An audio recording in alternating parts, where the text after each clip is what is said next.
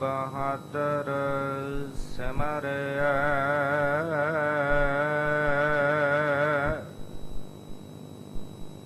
करनाउं निध आवे ताए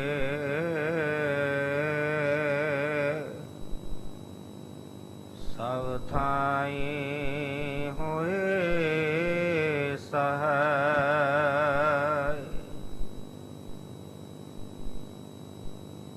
ऐसे दीन दयाल पातशाह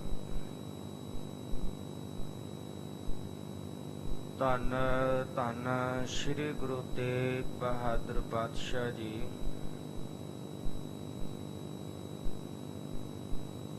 सतगुरां जी दे पावन पवित्र अस्थान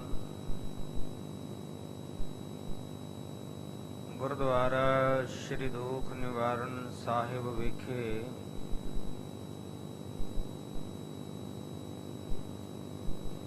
चौवर शतर तखत दे मालक आवाज ए शब्द वालिए कुल आलम हस्ती है मुकद्दस धन धन श्री गुरु ग्रंथ साहिब पातशाह जी दी पावन पवित्र हजूरी अंदर पिछले पहर दे सजे हुए सुंदर सचखंड दीवाना दे विच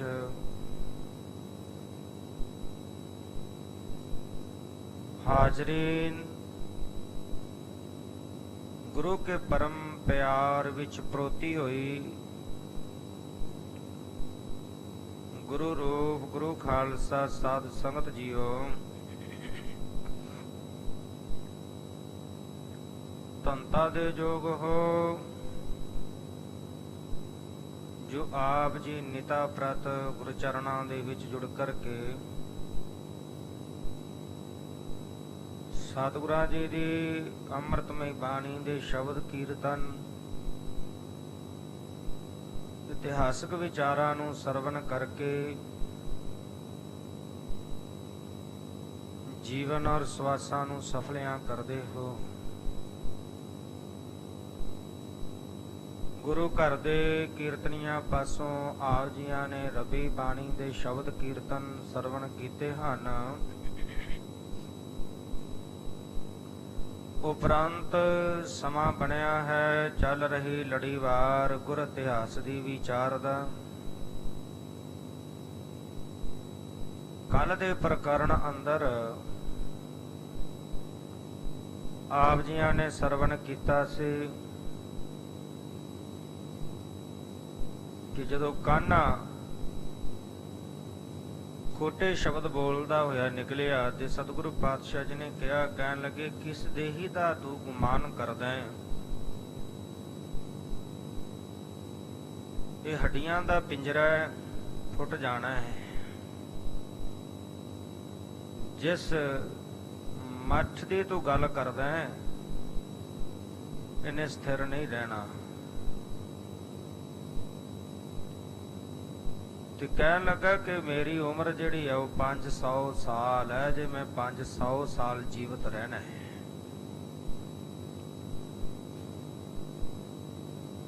तो मैं ऐसी मठ विच छिप के बैठ जावांगा, तुसी मेरा कुछ नहीं बिगाड़ सकदे। तुहाडे जिहड़े बोल ने वचन ने वो निफल जाणगे। कह करके चला गया।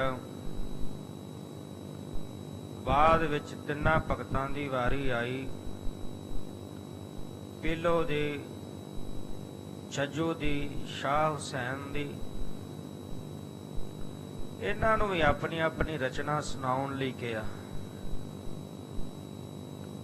ते इन्हां तिन्नां ने भी अपनी अपनी जिहड़ी रचना सी वो सतगुरु पातशाह जी नूं सुनाउणा कीती। सतगुरु पातशाह जी कहन लगे ये भी प्रवान नहीं जिस विच गुरमत की गल नहीं, ਗਿਆਨ ਦੀ ਗੱਲ ਨਹੀਂ, ਜਿਸ ਨੂੰ ਪੜ੍ਹ ਕੇ ਜੀਵ ਗਿਆਨ ਨਹੀਂ ਪ੍ਰਾਪਤ ਕਰ ਸਕਦਾ, ਸੋ ਇਹ ਰਚਨਾ ਵੀ ਪ੍ਰਵਾਨ ਨਹੀਂ।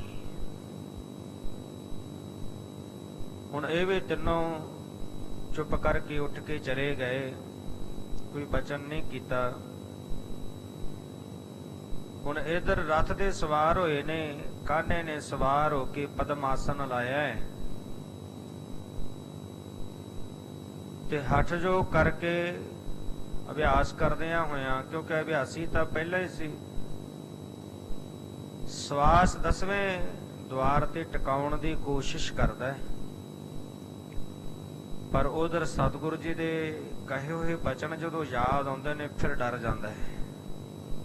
ਸਤਿਗੁਰੂ ਜੀ ਦੇ ਬਚਨਾਂ ਦਾ ਡਰ ਵੀ ਬਣਿਆ ਹੋਇਆ ਹੈ, ਇਸ ਕਰਕੇ ਦੇ ਸਵਾਸ ਜਿਹੜੇ ਨੇ ਉਹ 10ਵੇਂ ਦੁਆਰ ਤੇ ਟਿਕਦੇ ਨਹੀਂ। ਯਤਨ ਬਹੁਤ ਕਰਦਾ ਹੈ, ਸਰੀਰਾਂ ਦੀ ਕੋਈ ਸੁੱਧ ਨਹੀਂ, ਬੜੇ ਡਰੇ ਹੋਏ ਨੇ। ਬੜਾ ਤੇਜ਼ ਰਥਵਾਨ ਜਿਹੜਾ ਰਥ ਨੂੰ ਦੌੜਾ ਰਿਹਾ ਹੈ।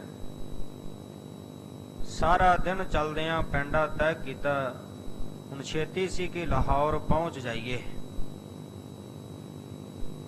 ਕੁਝ ਦੂਰੀ ਤੇ ਜਦੋਂ ਸਨ ਲਾਹੌਰ ਨਜ਼ਰ ਆਇਆ ਤੇ ਇਹਨਾਂ ਨੇ ਕੁਝ ਸੁੱਖ ਜਿਹੜਾ ਸੀ ਉਹ ਮਹਿਸੂਸ ਕੀਤਾ। ਤੇ ਹੁਣ ਜਦੋਂ ਲਾਹੌਰ ਤੋਂ ਕੁਝ ਦੂਰੀ ਤੇ ਸਨ, ਮਨ ਵਿੱਚ ਖਿਆਲ ਆਇਆ ਕਿ ਹੁਣ ਤਾਂ ਸੁੱਖ ਦੇ ਨਾਲ ਘਰ ਪਹੁੰਚ ਜਾਵਾਂਗੇ। ਪਰ ਸਤਿਗੁਰੂ ਜੀ ਦੇ ਕਹੇ ਹੋਏ ਬਚਨ, ਹੁਣ ਉਧਰੋਂ ਅਸਮਾਨ ਦੇ ਵਿੱਚ ਐਸੀ ਘਟਾ ਚੜੀ, ਕੰਕਰਾਂ ਦੇ ਸਹਿਤ ਐਸੀ ਤੇਜ਼ ਹਨੇਰੀ ਦਰਖਤਾਂ ਨੂੰ ਤੋੜਨ ਵਾਲੀ ਚੱਲੀ ਕਿ ਸਾਰਿਆਂ ਦੀਆਂ, ਮਨੁੱਖਾਂ ਦੀਆਂ, ਜੀਵ ਜੰਤੂਆਂ ਦੀਆਂ ਅੱਖਾਂ ਜਿਹੜੀਆਂ ਇਸ ਨੂੰ ਬੰਦ ਹੋ ਗਈਆਂ। ਕਿਸੇ ਦੀਆਂ ਅੱਖਾਂ ਖੁੱਲਦੀਆਂ ਨਹੀਂ, ਨਜ਼ਰ ਨਹੀਂ ਆਉਂਦਾ ਕੁਛ ਵੀ। ਹਨੇਰਾ ਛਾ ਗਿਆ ਚਾਰੇ ਪਾਸੇ, ਬੜੇ ਵਿਆਕੁਲ ਹੋਏ ਜੀਵ ਜੰਤੂ। ਹੁਣ ਇੱਧਰ ਜਿਹੜੇ ਘੋੜੇ ਸਨ ਉਹ ਵੀ ਤਰਬਕ ਗਏ, ਡਰ ਗਏ। ਉਹ ਵੀ ਰਥ ਜਿਹੜਾ ਸੀ ਹੋਰ ਉਲਟ ਪਾਸੇ ਵੱਲ ਚਲੇ ਗਏ, ਉਲਟ ਦਿਸ਼ਾ ਵੱਲ ਨੂੰ ਲੈ ਗਏ। ਰਥਵਾਨ ਬੜੇ ਜ਼ੋਰ ਦੇ ਨਾਲ ਲਗਾਮਾਂ ਖਿੱਚਦਾ ਹੈ, ਪਰ ਉਹ ਜ਼ੋਰ ਨਾਲ ਖਿੱਚ ਕੇ ਲਈ ਜਾ ਰਹੇ ਨੇ ਤੇ ਰਥ ਜਿਹੜਾ ਸੀ ਉਹ ਇੱਕ ਉਲਟ ਰਸਤੇ ਤੇ ਜਾ ਕੇ ਪਲਟ ਗਿਆ। ਪਲਟਣ ਦੇ ਨਾਲ ਕਾਨਾ ਜਿਹੜਾ ਸੀ ਥੱਲੇ ਡਿੱਗਿਆ, ਰਥ ਦੇ ਸਿਰ ਤੋਂ ਲੰਘਿਆ ਤੇ ਇਹਦਾ ਸਿਰ ਜਿਹੜਾ ਸੀ ਉਹ ਫੁੱਟ ਗਿਆ, ਇਹਦੇ ਪ੍ਰਾਣ ਨਿਕਲ ਗਏ। ਤੇ ਹੁਣ ਕਿਸੇ ਨੂੰ ਕੁਛ ਨਜ਼ਰ ਨਹੀਂ ਆ ਰਿਹਾ। ਇੰਨੇ ਨੂੰ ਕੁਝ ਸਮੇਂ ਬਾਅਦ ਜਿਹੜੀ ਹਨੇਰੀ ਸੀ ਉਹ ਵੀ ਰੁਕ ਗਈ, ਆਕਾਸ਼ ਸਾਫ਼ ਹੋ ਗਿਆ। ਸੂਰਜ ਜਿਹੜਾ ਸੀ ਉਹ ਨਿਕਲਣ ਦੇ ਨਾਲ ਚਾਰੇ ਪਾਸੇ ਰੋਸ਼ਨੀ ਫੈਲ ਗਈ। ਤੇ ਹੁਣ ਵੇਖਿਆ ਇਹਨਾਂ ਨੇ ਕਿ ਕਾਨਾ ਜਿਹੜਾ ਸੀ ਉਹ ਥੱਲੇ, ਜਿਹਦੇ ਸਰੀਰ ਵਿੱਚੋਂ ਪ੍ਰਾਣ ਨਿਕਲੇ ਹੋਏ ਨੇ, ਸਿਰ ਜਿਹਦਾ ਫਟਿਆ ਹੋਇਆ ਹੈ। ਹੁਣ ਉਹਦੇ ਸਰੀਰ ਨੂੰ ਚੁੱਕ ਕੇ ਲਾਹੌਰ ਪਹੁੰਚੇ ਨੇ। ਆਓ ਇਥੋਂ ਅਗਲੇਰੇ ਪ੍ਰਕਰਣ ਨਾਲ ਜੁੜਨ ਵਾਸਤੇ ਮਨ ਬਿਰਤੀਆਂ ਨੂੰ ਇਕਾਗਰ ਕਰਨ ਦੇ ਲਈ ਰਸਨਾ ਦੀ ਕਲਿਆਣ ਹਿਤ ਆਖਣਾ ਕਰੀਏ ਜੀ। ਸਤਨਾਮ ਸ੍ਰੀ ਵਾਹਿਗੁਰੂ ਸਾਹਿਬ ਜੀ। ਸਤਨਾਮ ਸ੍ਰੀ ਵਾਹਿਗੁਰੂ ਸਾਹਿਬ ਜੀ। ਸਵਈਆ ਛੰਦ ਸਸਕਾਰਿਓ, ਮਿਲ ਨਰ ਨੀ ਉਚਾਰਿਓ, ਕਹਾਂ ਪਇਓ ਇਸ ਬੈਸ ਮਹਾਨ। ਹੁਣ ਬਾਕੀ ਦੇ ਜਿਹੜੇ ਤਿੰਨੇ ਭਗਤ ਸਨ, ਸ਼ਾਹ ਹੁਸੈਨ, ਛੱਜੂ ਤੇ ਪੀਲੋ, ਇਹਨਾਂ ਤਿੰਨਾਂ ਨੇ ਕਾਨੇ ਦੇ ਸਰੀਰ ਨੂੰ ਚੁੱਕਿਆ, ਰਥ ਵਿੱਚ ਰੱਖਿਆ ਤੇ ਲੈ ਕੇ ਲਾਹੌਰ ਪਹੁੰਚੇ। ਸੰਸਕਾਰ ਕਰਨ ਦੀਆਂ ਤਿਆਰੀਆਂ ਕੀਤੀਆਂ ਗਈਆਂ। ਲਾਹੌਰ ਵਾਸੀ ਵੀ ਇਕੱਠੇ ਹੋ ਗਏ। ਹੁਣ ਉਧਰੋਂ ਨਾਲੇ ਤਾਂ ਕਾਨੇ ਭਗਤ ਦਾ ਸੰਸਕਾਰ ਕਰ ਰਹੇ ਨੇ ਤੇ ਨਾਲੇ ਲੋਕ ਪੁੱਛਣ ਲੱਗੇ ਕਿ ਇਹ ਜਿਹੜੀ ਕਹਿੰਦਾ ਸੀ ਮੇਰੀ ਬਹੁਤ ਲੰਬੀ ਉਮਰ ਹੈ, ਮੈਂ ਵੱਡੀ ਉਮਰ ਭੋਗਣੀ ਹੈ, ਹੁਣ ਇਹਦੀ ਉਹ ਜਿਹੜੀ ਲੰਬੀ ਉਮਰ ਸੀ ਉਹ ਕਿੱਥੇ ਗਈ। ਸਕਲ ਪ੍ਰਸੰਗ ਸੁਨਾਇਓ ਲਵਪੁਰ, ਤੀਨੋ ਭਗਤ ਸੁਬਾਕ ਬਖਾਨ। ਜਦੋਂ ਹੁਣ ਲਾਹੌਰ ਵਾਸੀਆਂ ਨੇ ਪੁੱਛਿਆ ਤੇ ਜਿਹੜੇ ਬਾਕੀ ਤਿੰਨੇ ਭਗਤ ਸਨ ਉਹਨਾਂ ਨੇ ਸਾਰਾ ਪ੍ਰਸੰਗ ਜੋ ਗੁਰੂ ਅਰਜਨ ਦੇਵ ਪਾਤਸ਼ਾਹ ਜੀ ਦੇ ਕੋਲ ਵਾਪਰਿਆ, ਉਹ ਸਾਰਾ ਪ੍ਰਸੰਗ ਲਾਹੌਰ ਵਾਸੀਆਂ ਨੂੰ ਸੁਣਾਉਣਾ ਕੀਤਾ। ਸੁਨ ਸਭ ਸਤਿਗੁਰ ਲਖਿਓ ਪ੍ਰਤਾਪੀ, ਕਹਿਬੋ ਰਾਮਚੰਦ ਕੇ ਬਾਨ। ਤੇ ਹੁਣ ਕਹਿਣ ਲੱਗੇ ਕਿ ਸਤਿਗੁਰ ਪਾਤਸ਼ਾਹ ਗੁਰੂ ਅਰਜਨ ਦੇਵ ਪਾਤਸ਼ਾਹ ਜੀ ਬਹੁਤ ਤੇਜ ਪ੍ਰਤਾਪ ਵਾਲੇ ਨੇ।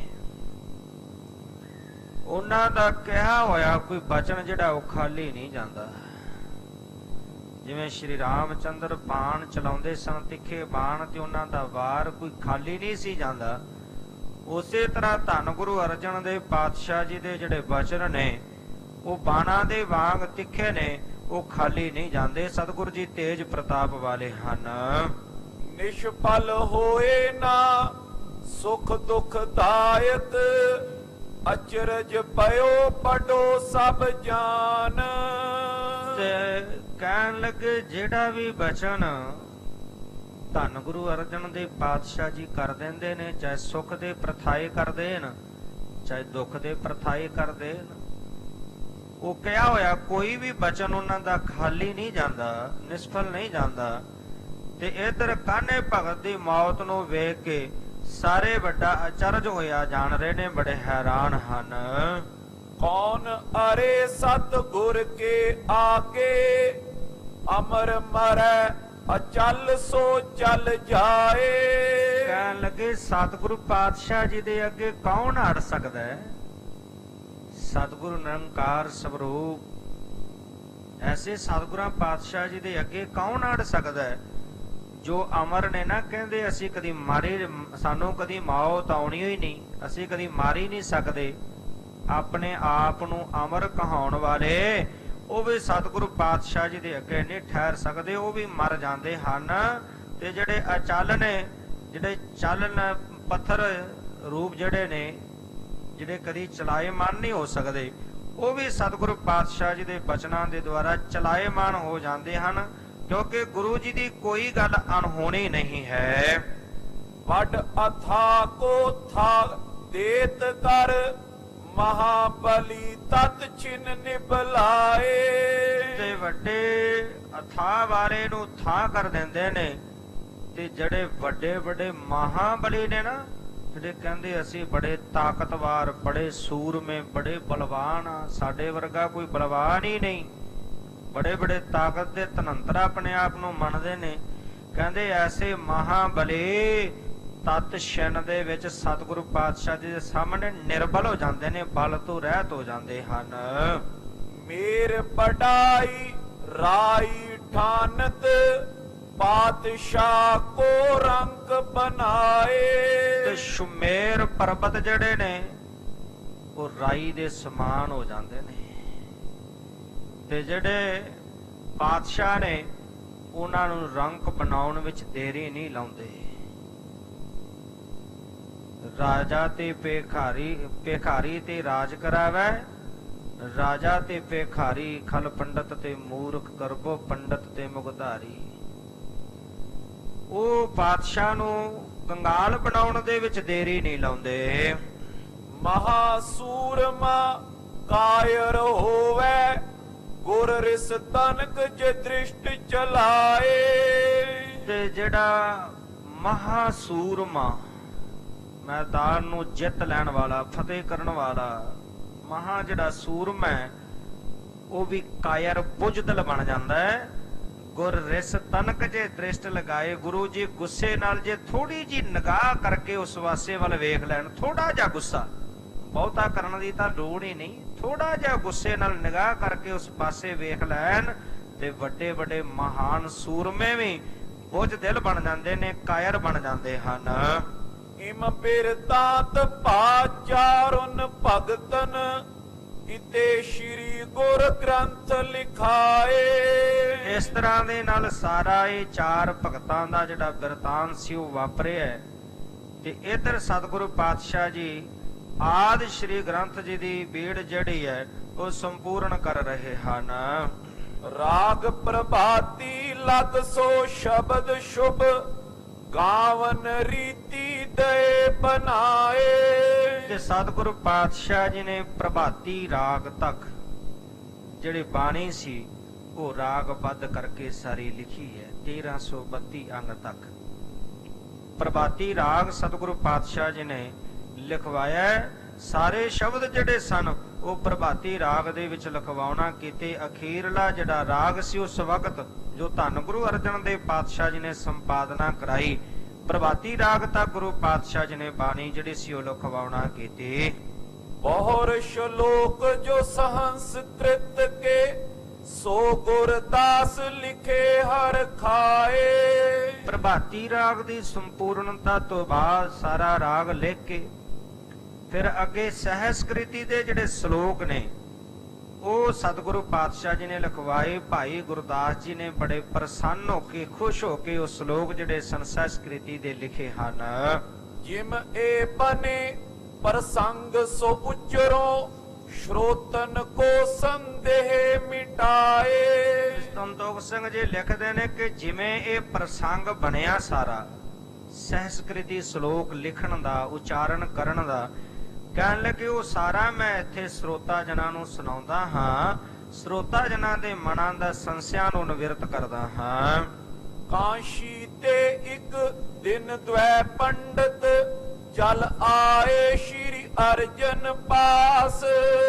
ਇੱਕ ਦਿਨ ਦਾ ਸਮਾਂ ਸੀ, ਗੁਰ ਅਰਜਨ ਦੇਵ ਪਾਤਸ਼ਾਹ ਜੀ ਦਾ ਦਰਬਾਰ ਸਜਿਆ ਹੋਇਆ ਹੈ। ਕਾਸ਼ੀ ਤੋਂ ਦੋ ਪੰਡਤ ਚੱਲ ਕੇ ਸਤਿਗੁਰੂ ਗੁਰੂ ਅਰਜਨ ਦੇਵ ਪਾਤਸ਼ਾਹ ਜੀ ਦੇ ਕੋਲ ਆਏ। ਕ੍ਰਿਸ਼ਨ ਲਾਲ ਹਰ ਲਾਲ ਨਾਮ ਤਿਨ ਭਗਤ ਗੁਰੂ ਕੇ ਗੁਣ ਨਿਵਾਸ। ਇਹ ਦੋਵੇਂ ਭਰਾ ਸਨ, ਇੱਕ ਦਾ ਨਾਮ ਸੀ ਕ੍ਰਿਸ਼ਨ ਲਾਲ, ਇੱਕ ਦਾ ਨਾਮ ਸੀ ਹਰ ਲਾਲ।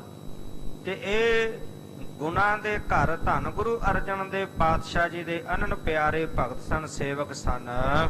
ਸਤਿਗੁਰ ਕੋ ਪਾਉ ਪਾਉ ਧਰਤ ਉਰ ਦਰਸ਼ਨ ਕਰ ਪੇ ਕੀ ਜਿਨ ਪਿਆਸ।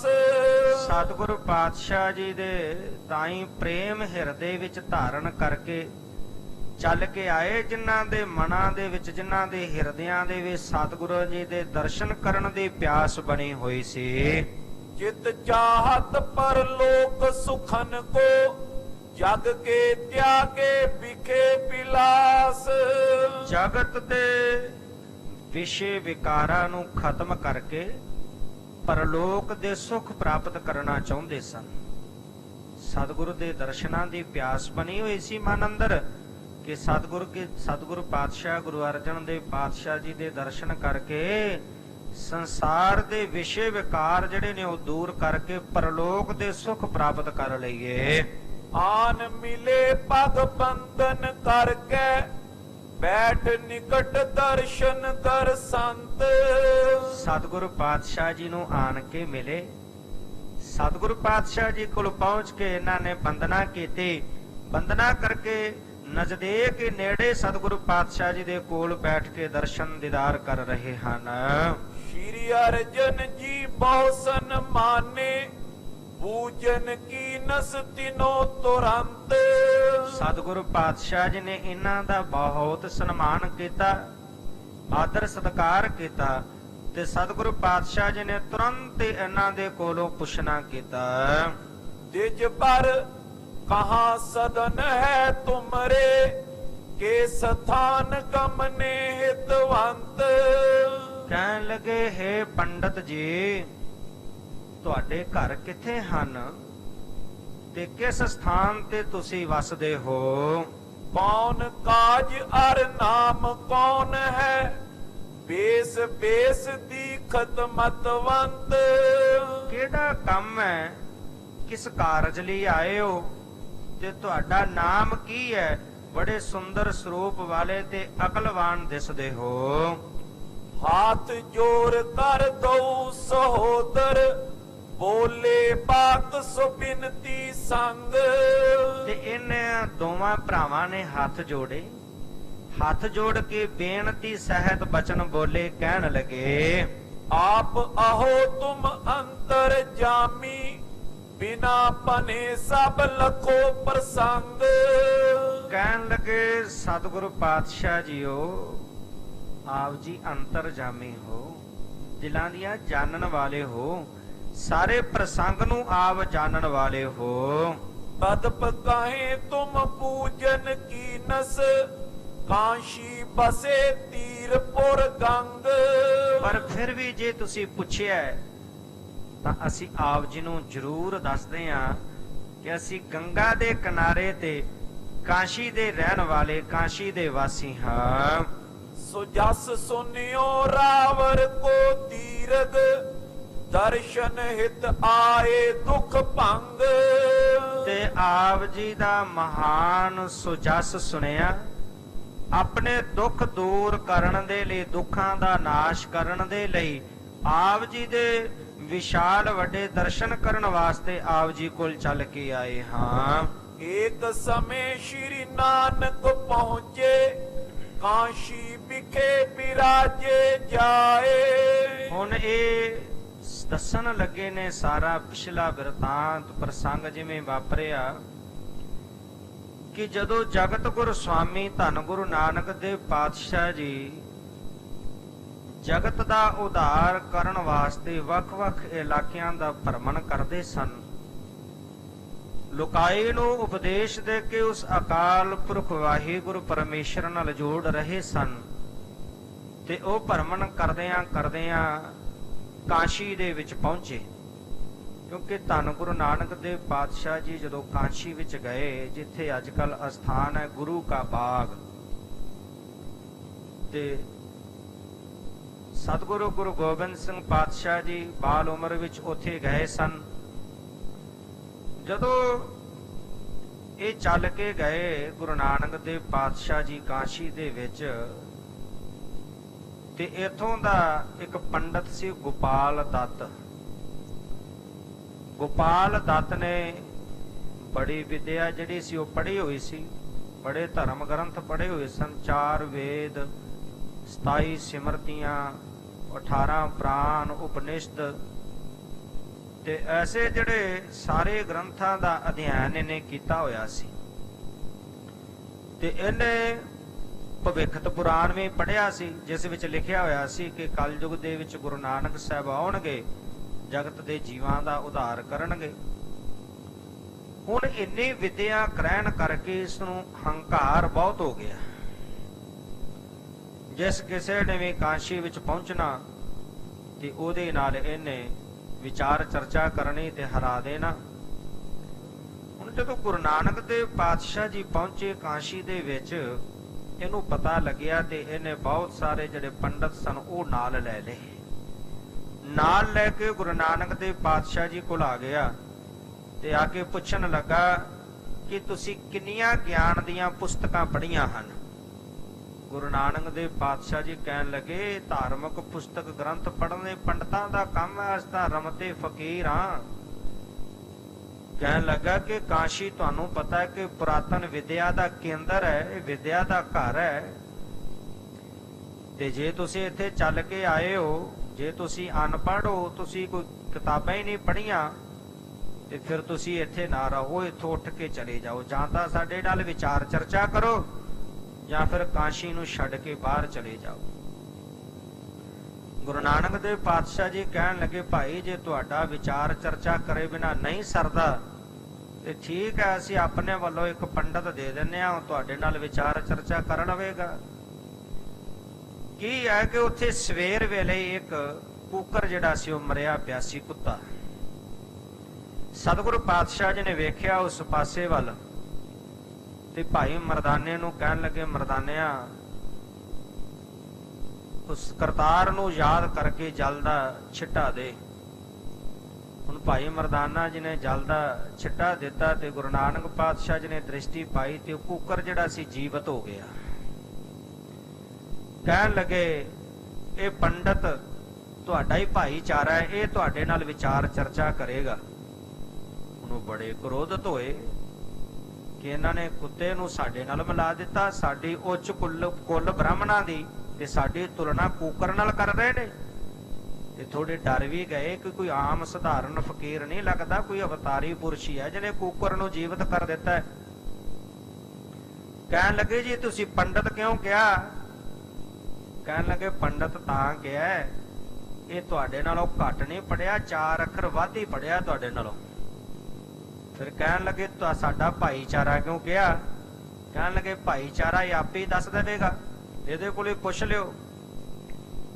ਹੁਣ ਡਰਦਾ ਕੋਈ ਗੱਲ ਵੀ ਨਾ ਕਰੇ, ਮਨ ਅੰਦਰ ਡਰ ਵੀ ਬਣਿਆ। ਤੇ ਹੁਣ ਗੋਪਾਲ ਦੱਤ ਨੇ ਪੁੱਛਣਾ ਕੀਤਾ ਕਿ ਤੂੰ ਕਿੰਨੀਆਂ ਜਿਹੜੀਆਂ ਨੇ ਧਰਮ ਦੀਆਂ ਪੁਸਤਕਾਂ ਪੜ੍ਹੀਆਂ ਨੇ? ਉਹ ਕਹਿਣ ਲੱਗਾ ਕਿ ਸਾਰੀਆਂ ਹੀ ਪੜ੍ਹੀਆਂ ਨੇ, ਜਿੰਨੀਆਂ ਧਰਮ ਦੀਆਂ ਪੁਸਤਕਾਂ ਮੈਂ ਸਾਰੀਆਂ ਹੀ ਪੜ੍ਹੀਆਂ ਨੇ। ਉਹਨੇ ਸਵਾਲ ਜਵਾਬ ਸ਼ੁਰੂ ਕਰ ਲਏ। ਹੁਣ ਜਿੰਨੇ ਵੀ ਸਵਾਲ ਕਰੇ ਉਹ ਪੁਰਾਣਾਂ ਦੇ ਮੁਤਾਬਕ, ਸਿਮਰਤੀਆਂ ਦੇ, ਉਪਨਿਸ਼ਦਾਂ ਦੇ, ਵੇਦਾਂ ਦੇ ਮੁਤਾਬਕ ਸਾਰਿਆਂ ਦੇ ਉੱਤਰ ਦੇ ਕੇ ਨਿਰ ਉੱਤਰ ਕਰ ਦਿੱਤੇ ਸਾਰੇ। ਜਦੋਂ ਸਾਰੇ ਨਿਰ ਉੱਤਰ ਹੋ ਗਏ ਤੇ ਉਹਨੂੰ ਪੁੱਛਣ ਲੱਗੇ ਕਿ ਤੁਹਾਨੂੰ ਇਹਨਾਂ ਨੇ ਸਾਡਾ ਭਾਈਚਾਰਾ ਕਿਉਂ ਕਿਹਾ ਹੈ? ਕਹਿਣ ਲੱਗੇ ਭਾਈਚਾਰੇ ਦਾ ਮੈਂ ਕਿਸੇ ਹੋਰ ਦਾ ਹੋਵਾਂਗਾ ਗੋਪਾਲ ਦੱਤ ਪੁੱਤਰ, ਮੈਂ ਤੇਰਾ ਦਾਦਾ ਵਿਸ਼ਨ ਦੱਤ, ਮੈਂ ਤੇਰਾ ਦਾਦਾ। ਹੁਣ ਜਦੋਂ ਇਹ ਗੱਲ ਸੁਣੀ ਤੇ ਦੰਗ ਰਹਿ ਗਿਆ। ਕਹਿਣ ਲੱਗਾ ਇੰਨੀ ਉੱਚੀ ਕੁੱਲ ਬ੍ਰਾਹਮਣਾਂ ਦੀ ਤੇ ਇੰਨੀ ਉੱਚੀ ਕੁੱਲ ਦੇ ਵਿੱਚੋਂ ਤੁਸੀਂ ਆ ਕੂਕਰ ਦੀ ਜੂਨ ਕਿਵੇਂ ਪ੍ਰਾਪਤ ਕੀਤੀ? ਕਹਿਣ ਲੱਗੇ ਕਿ ਮੈਨੂੰ ਤਾਂ ਹੁਣ ਆਪਣੀ ਚਿੰਤਾ ਘੱਟ ਹੈ ਤੇ ਤੁਹਾਡੀ ਚਿੰਤਾ ਜ਼ਿਆਦਾ ਹੈ ਕਿ ਜਿਹੜਾ ਕਰਮ ਮੈਂ ਕਰਦਾ ਸਾਂ ਕੋਈ ਕਰਮ ਤੁਸੀਂ ਕਰ ਰਹੇ ਹੋ ਤੇ ਤੁਸੀਂ ਵੀ ਹੁਣ ਕੂਕਰ ਦੀ ਜੂਨੀ ਵਿੱਚ ਹੀ ਪੈਣਾ ਅੱਗੇ। ਕਹਿਣ ਲੱਗੇ ਕਿ ਮੇਰਾ ਵੀ ਇਹੀ ਹਾਲ ਸੀ, ਮੈਂ ਜਦੋਂ ਦਿਗਵਜੇ ਪ੍ਰਾਪਤ ਕਰ ਲਈ। ਹੁਣ ਕਾਸ਼ੀ ਵਿੱਚ ਜਿਹੜਾ ਵੀ ਕੋਈ ਮਹਾਤਮਾ ਚੱਲ ਕੇ ਆਵੇ ਮੈਂ ਤੁਹਾਡੇ ਵਾਂਗੂ ਕਹਿਣਾ ਕਿ ਮੇਰੇ ਨਾਲ ਵਿਚਾਰ ਗੋਸ਼ਟੀ ਕਰ, ਤੇ ਮੈਂ ਉਹਨੂੰ ਜਦੋਂ ਉਹਨੇ ਨਿਰੁੱਤਰ ਹੋ ਜਾਣਾ ਤੇ ਉਹਦੇ ਵਸਤਰ ਉਤਾਰ ਕੇ ਬੇਇੱਜ਼ਤ ਕਰਕੇ ਉਹਨੂੰ ਕਾਸ਼ੀ ਵਿੱਚੋਂ ਕੱਢ ਦੇਣਾ। ਤੇ ਜਦੋਂ ਕਾਸ਼ੀ ਵਿੱਚੋਂ ਕੱਢ ਦੇਣਾ, ਇਸ ਤਰ੍ਹਾਂ ਚੱਲਦਾ ਰਿਹਾ। ਇੱਕ ਦਿਨ ਕੋਈ ਉਹ ਪਰਮੇਸ਼ਰ ਦਾ ਪਿਆਰਾ ਬੰਦਗੀ ਕਰਨ ਵਾਲਾ ਮਹਾਤਮਾ ਆ ਗਿਆ ਤੇ ਜਦੋਂ ਪਹੁੰਚਿਆ ਕਾਸ਼ੀ ਵਿੱਚ ਤੇ ਮੈਂ ਉਹਨੂੰ ਕਿਹਾ ਕਿ ਤੁਸੀਂ ਮੇਰੇ ਨਾਲ ਵਿਚਾਰ ਚਰਚਾ ਕਰੋ। ਉਹ ਕਹਿਣ ਲੱਗੇ ਮੈਂ ਕੋਈ ਬਹੁਤਾ ਪੜ੍ਹਿਆ ਲਿਖਿਆ ਨਹੀਂ, ਧਰਮ ਗ੍ਰੰਥ ਮੈਂ ਤਾਂ ਪਰਮੇਸ਼ਰ ਦੀ ਬੰਦਗੀ ਕਰਨ ਵਾਲਾ, ਉਹਦਾ ਸਿਮਰਨ ਕਰਨ ਵਾਲਾ। ਪਰ ਕਹਿੰਦੇ ਮੈਂ ਨਾ ਟਲਿਆ, ਮੈਂ ਉਹਨੂੰ ਬੋਲਦਾ ਰਿਹਾ, ਕੁਛ ਨਾ ਕੁਛ ਬੋਲੀ ਗਿਆ। ਜਦੋਂ ਬੋਲੀ ਗਿਆ ਨਾ ਚੁੱਪ ਕੀਤਾ, ਉਹਨੂੰ ਭਜਨ ਨਾ ਕਰਨ ਦਿੱਤਾ, ਸਿਮਰਨ ਨਾ ਕਰਨ ਦਿੱਤਾ। ਤੇ ਕਹਿੰਦਾ ਐਵੇਂ ਕੁੱਤੇ ਵਾਂਗੂ ਭੌਂਕੀ ਜਾਂਦਾ ਹੈ, ਜੇ ਭੌਂਕਣ ਦਾ ਜ਼ਿਆਦਾ ਹੀ ਚਾਅ ਹੈ ਤੇ ਅਗਲੀ ਜੂਨ ਤੈਨੂੰ ਕੂਕਰ ਦੀ ਮਿਲੇਗੀ। ਬਸ ਉਹ ਬਚਨ ਕਹਿਣ ਦੀ ਦੇਰ ਸੀ ਤੇ ਮੈਂ ਕੂਕਰ ਦੀ ਜੂਨ ਵਿੱਚ ਪੈ ਕੇ ਉਦੋਂ ਦੀਆਂ ਕਾਸ਼ੀ ਦੀਆਂ ਗਲੀਆਂ ਵਿੱਚ ਠੋਕਰਾਂ ਖਾ ਰਿਹਾ। ਅੱਜ ਮੇਰੇ ਵੱਡੇ ਭਾਗ ਜਾਗੇ ਨੇ ਕਿ ਧੰਨ ਗੁਰੂ ਨਾਨਕ ਸਾਹਿਬ ਚੱਲ ਕੇ ਆਏ ਨੇ ਮੇਰਾ ਉਧਾਰ ਕਰਨ ਵਾਸਤੇ। ਤੇ ਨਾਲ ਹੀ ਸਤਿਗੁਰੂ ਦੇ ਚਰਨਾਂ ਤੇ ਢਹਿ ਕੇ ਬੇਨਤੀ ਕੀਤੀ, ਸਤਿਗੁਰੂ ਪਾਤਸ਼ਾਹ ਕਿਰਪਾ ਕਰੋ ਮੈਨੂੰ ਮੁਕਤ ਕਰੋ। ਸਤਿਗੁਰੂ ਪਾਤਸ਼ਾਹ ਜੀ ਨੇ ਵਿਸ਼ਨ ਦੱਤ ਨੂੰ ਕੂਕਰ ਦੀ ਜੂਨ ਵਿੱਚੋਂ ਮੁਕਤ ਕੀਤਾ ਤੇ ਬੈਕੁੰਠ ਤੇ ਚੜ ਕੇ ਵਿਸ਼ਨ ਦੱਤ ਸੱਚਖੰਡ ਪਹੁੰਚਿਆ। ਤੇ ਹੁਣ ਗੋਪਾਲ ਦੱਤ ਨੇ ਪੰਡਤਾਂ ਦੇ ਸਮੇਤ ਗੁਰੂ ਨਾਨਕ ਦੇਵ ਪਾਤਸ਼ਾਹ ਜੀ ਦੇ ਚਰਨ ਪਕੜ ਲਏ ਘੁੱਟ ਕੇ। ਸਤਿਗੁਰੂ ਪਾਤਸ਼ਾਹ ਮੈਨੂੰ ਵਿਦਿਆ ਦਾ ਹੰਕਾਰ ਹੋ ਗਿਆ ਸੀ, ਮੈਂ ਵਿਦਿਆ ਦੇ ਅਭਿਮਾਨ ਵਿੱਚ ਤੁਹਾਡਾ ਨਿਰਾਦਰ ਕੀਤਾ, ਕਿਰਪਾ ਕਰੋ ਮੈਨੂੰ ਆਪਣਾ ਪਾਵਨ ਉਪਦੇਸ਼ ਦੇਵੋ। ਉਸ ਵਕਤ ਦਾ ਜ਼ਿਕਰ ਕਰ ਰਹੇ ਨੇ। ਕਹਿਣ ਲੱਗੇ ਜਦੋਂ ਕਾਸ਼ੀ ਦੇ ਵਿੱਚ ਧੰਨ ਗੁਰੂ ਨਾਨਕ ਸਾਹਿਬ ਜੀ ਚੱਲ ਕੇ ਗਏ, ਬਹੁਤ ਜਬਰ ਤਬ ਚਰਚਾ ਕੀਨੀ, ਸੁਨ ਕੈ ਸਕਲ ਰਹੇ ਹਰ ਖਾਏ। ਬਹੁਤ ਸਾਰੇ ਪੰਡਤ ਮਿਲ ਕੇ ਆਏ, ਉਹਨਾਂ ਸਾਰਿਆਂ ਨੇ ਮਿਲ ਕੇ ਧੰਨ ਗੁਰੂ ਨਾਨਕ ਦੇਵ ਪਾਤਸ਼ਾਹ ਜੀ ਦੇ ਨਾਲ ਵਿਚਾਰ ਚਰਚਾ ਕੀਤੀ। ਸਤਿਗੁਰੂ ਜੀ ਦੇ ਬਚਨ ਸੁਣ ਕੇ ਬਹੁਤ ਸਾਰੇ ਪ੍ਰਸੰਨ ਹੋਏ।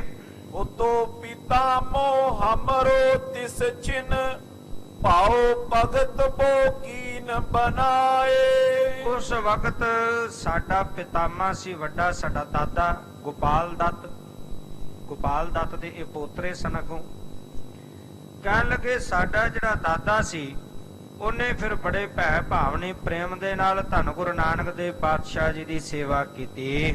ਤਬ ਉਪਦੇਸ਼ ਗੁਰੂ ਜੀ ਦੀਨਸ, ਸਤ ਨਾਮ ਲਿਵ ਦਈ ਲਗਾਏ। ਤੇ ਉਸ ਵਕਤ ਫਿਰ ਧੰਨ ਗੁਰੂ ਨਾਨਕ ਦੇਵ ਪਾਤਸ਼ਾਹ ਜੀ ਨੇ ਆਪਣਾ ਉਪਦੇਸ਼ ਬਖਸ਼ ਕੇ ਸਾਡੇ ਵੱਡਿਆਂ ਦੀ ਜਿਹੜੀ ਲਿਵ ਸੀ ਉਹ ਸਤਨਾਮ ਵਾਹਿਗੁਰੂ ਪਰਮੇਸ਼ਰ ਦੇ ਨਾਮ ਨਾਲ ਜੋੜ ਦਿੱਤੇ। अपने करे श्लोक चार तब कर कागज पर दिए लिखाए।